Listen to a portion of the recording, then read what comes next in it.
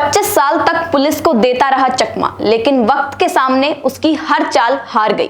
25 साल बाद सच सबके सामने आ ही गया। याद रखो, जुर्म चाहे जितना भी छुपा लो, एक ना एक दिन बेनकाब हो ही जाता है। कुछ ऐसी ही कहानी है सलीम वास्तिक की, जिसका असली नाम सलीम अहमद है, जो अपनी पहचान छुपाते हुए सलीम वास्तिक बन गया। साल 1995 में दिल्ली में एक कारोबारी का बेटा 13 साल का बेटा संदीप बंसल स्कूल से घर जा रहा था, लेकिन वो घर नहीं पहुंचा। उसे रास्ते से ही उठा लिया गया। परिवार को धमकी भरा फोन कॉल किया गया। 25,000 की फिरौती मांगी गई, लेकिन पैसा मिलने से पहले ही बच्चे की हत्या कर दी गई।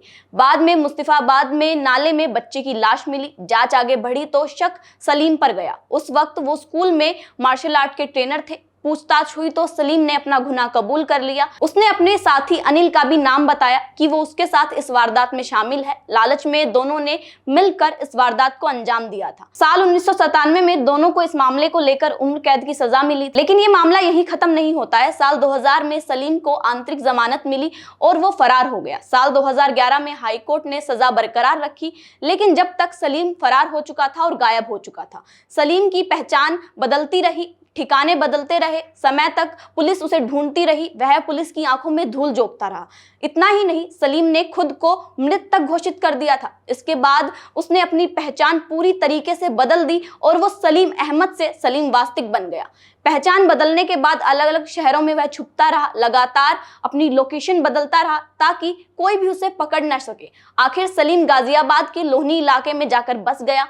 वहां पर महिलाओं के कपड़े बेचने के लिए दुकान खोली और सामान्य जीवन जीने लगा। किसी को शक भी नहीं हुआ कि वो मर्डर केस में फरार है। उसके बाद सलीम वास्तिक ने सोशल मीडिया पर अपनी एक अलग पहचान बनाई। वो सामाजिक एक्टिविस्ट के रूप में सोशल मीडिया पर अपने आप को पेश करता रहा। लोगों को उसकी वीडियो, उसके बयान काफी ज्यादा पसंद आने लगे। वो काफी ज्यादा चर्चा में आने लगा। शायद लगने लगा कि 31 साल बाद पुराना केस, जो पुराना मामला था, वो खत्म हो गया है, लेकिन ऐसा नहीं हुआ। दिल्ली पुलिस की क्राइम ब्रांच को एक गुप्त सूचना मिली कि यूट्यूबर जिसकी पहचान सोशल मीडिया पर सलीम वास्तिक है, वह असल में 1995 के पुराने मर्डर केस में अपराधी है। इसके बाद पुलिस ने पुराने रिकॉर्ड, फोटो और फिंगरप्रिंट मिलाना शुरू कर दिया। जांच में शक यकीन में बदल गया और पहचान पूरी तरीके से कंफर्म हो गई।